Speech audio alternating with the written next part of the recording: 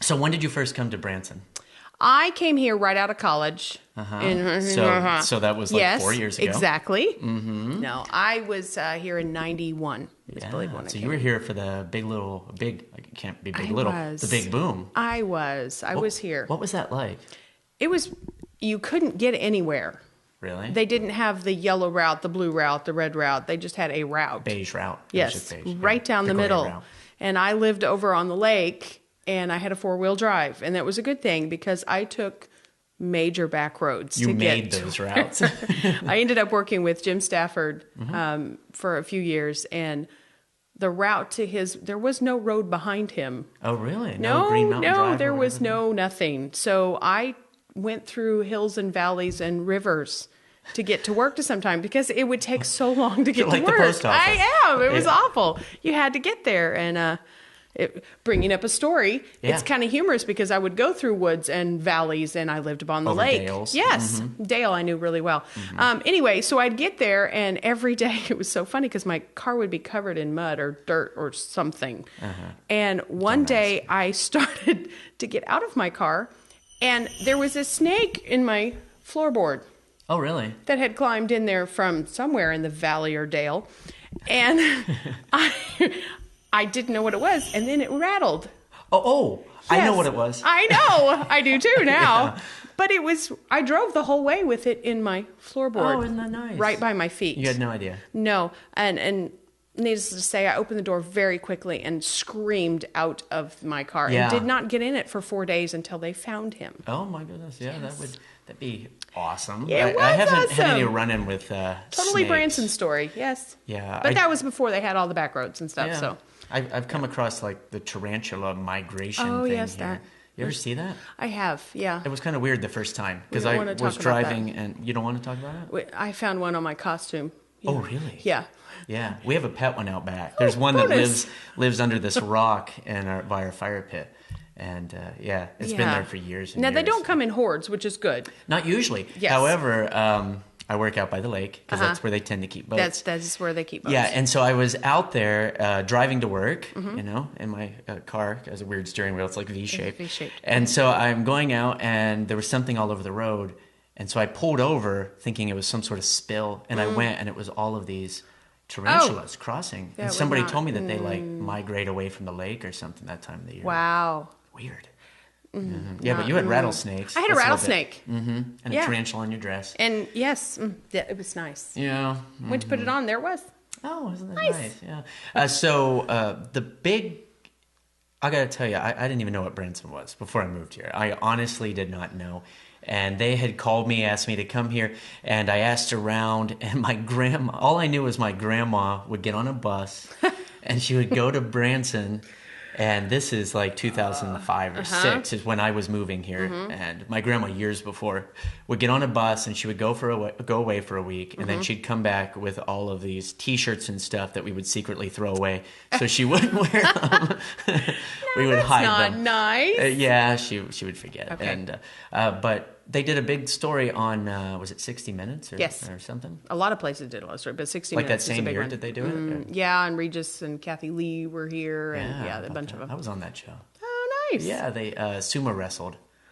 I used to have those big inflatable sumo things. I was going to say, you don't look anything like No, sumo I've lost wrestler. a lot. Yeah, a lot. That once again, going back to the medicine. Yeah, okay. Yeah. But so Regis and Kathy and 60 Minutes, and I remember seeing the thing about Branson on TV. Right. Because I was in elementary school then. But I saw that. And so it became huge. Like basically overnight almost, people started flooding in. And so you're at the Stafford Theater, but you weren't doing your own thing then, were you? I was not. No, I actually came into town after college and brought the Osmonds in. With them. You all rode together? No, yeah, we kind of. I picked them up at the airport. But that was my first experience at Branson. I had a friend that was doing marketing with them. And she's like, well, can you go pick them up? And I was like, what? You know, they already had their show set and everything, so I wasn't singing or anything. And I thought, okay, so I'll go pick them up. You know, I'm 20, 21 years old, going to pick up the Osmond brothers. Yeah. You know, I'm a Donnie Marie, a little bit Jimmy fan. You know, I didn't really know used to the watch that variety Osmond. show too, Yes, that brothers. Solid Gold. Yes, so picking them up at the airport, that was my first really Branson moment. Oh, Starstruck. I know. I was a little bit, but at the same time, really wasn't because I didn't really know them. Oh yeah, that would be kind of odd. Yeah. It was odd. I knew about them, but yeah. Was this when they very first? Very first, came? the whole family coming into town. Oh my gosh, you like ushered them in. Welcome. It's your fault. I know. No, they're great. Yeah, I've worked with them many years now. So I think off and on. has. Yeah, Mm-hmm. yeah. They have the Moon River thing going, right? They do now. Yeah. Yes. So you bring them in. You're not doing anything in their show. But, no, not you're really. Performing. And then I decided to audition a couple places, and I worked with Christy Lane. Do you remember who Christy Lane was? I don't. I'm sorry. Mostly One Day at a Time. One Day at a Time. Okay. That was her big hit, and she was very well known with. Which is the mantra of a lot of the people that visit Branson. Just yes. one day at a time. Yeah. One day at a time. And I worked with her, and I worked with Ferlin Husky. I don't know if you on Wings of the Snow White Dove. They named the dogs after them. Yes.